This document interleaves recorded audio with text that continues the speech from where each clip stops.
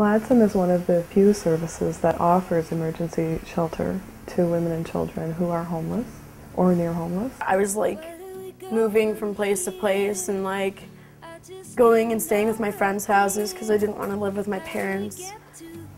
Not having a place of your own, something to call your own home, is very discouraging. It gives you nothing to work for.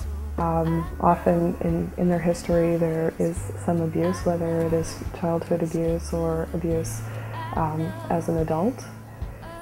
I was tired of being physically beaten. I'd lost my children. Like I said, lived on the streets. I was a prostitute. That's not nice, you know? Me and my mother got into a fight and she kicked me out, and a woman from Mahone Bay brought me. And I've been at Adsum since I was 16, off and on. As long as people know there's a safe place they can come to, like Adsum, whether it's emergency, medium, or long-term, then I think that's comforting to people in distress, to think that they can leave situations that are threatening. Adsum House is just like my home, so I'm not too far away from home. That's the way I look at it.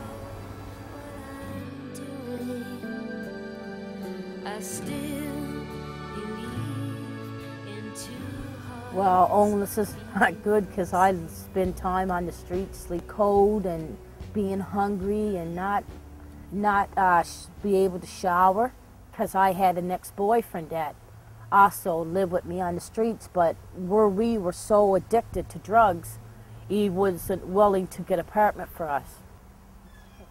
Yeah, it is tough. Especially moving from apartments to shelters to another place. It's really hard on you, a lot of stress. It's trying to find a job at my age of 51. It's not easy when you've only got a grade 7. You get low-paying jobs, but you can't afford to live. I was a drug addict, like I said, and I've been clean now 16 years. But I was like 103 pounds, I was homeless, I was living on the street, I was in an abusive relationship, and I just didn't know any other way. Addiction takes us to many places, and that's where I ended up. And I just was at the bottom. I don't think I could have went any further unless I died, and many times I wanted to. I lost Zach for a little bit because I wasn't being a very good mother. Dumping him off on like my parents all the time and going out partying. And then when I come back from partying, plopping him in front of the TV and falling asleep again. There is the emergency shelter for women and children who are homeless. There is also a supportive apartment program that also offers some support to women who are transitioning to independence, and there's also Adsum Center, which offers lots of programs for women who are kind of in between the shelter and living independently. So it does allow the women and children in need to have a place that they can get their lives together. They have a really good chance of getting their lives together. So it fills a great void because there's not a whole lot out there that serves women who are in need of a little bit extra support. Days go by, there's nothing to see. When you're young and you go into a shelter and you don't have nobody, you got to lean on somebody, like as a role model. Don't matter what you are or who you are, they're there not to judge you, they're there just to give you love and support and that comfort. When I came here, the women took me in. They certainly gave me hope that things could change for me. They gave me a roof over my head, and they supported me no matter how many times they've come through, whether it be once or 10 times. Well, I'm 51 years old, and going back to school is something I never thought I would ever do. You have to stand on your own 2 feet.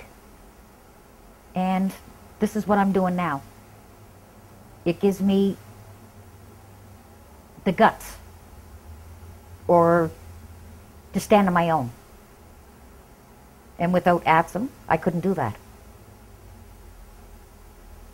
With these women, I would imagine that it's quite chaotic in their lives, and they just need some focus and some direction and a pathway to lead them to wherever they want to go. We talked about how we could all like make a bunch of suppers and freeze them, and then like after, like whenever you need to, just take one out of the freezer if you're in a rush and nuke it. Works so good. I've been doing that. And we talk about budgeting and stuff, and like grocery shopping and cooking, and yeah. So now I can actually like go to the store and buy like healthy food instead of Katie. We tried hard to do things right, but there's just no... Overcoming frustration is something that I see on a regular basis, almost daily, every program, every evening or afternoon. Jill's awesome.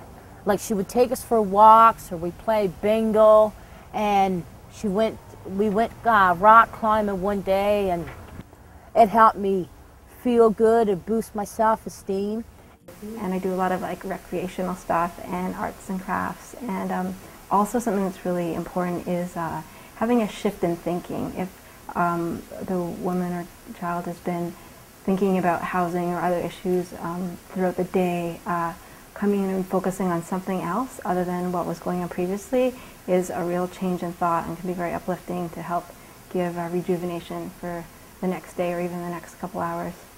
Since I've been here, I've had my son back. I didn't have him back before, and I've gained responsibility for him. And now I pay all my attention to him, and I like play with him, and I make him amazing like dinners, and it's fun. It's given me a lot of confidence, which I had lost. I lost me, and now I'm back to me. Took me a lot of years to get that, but here I am.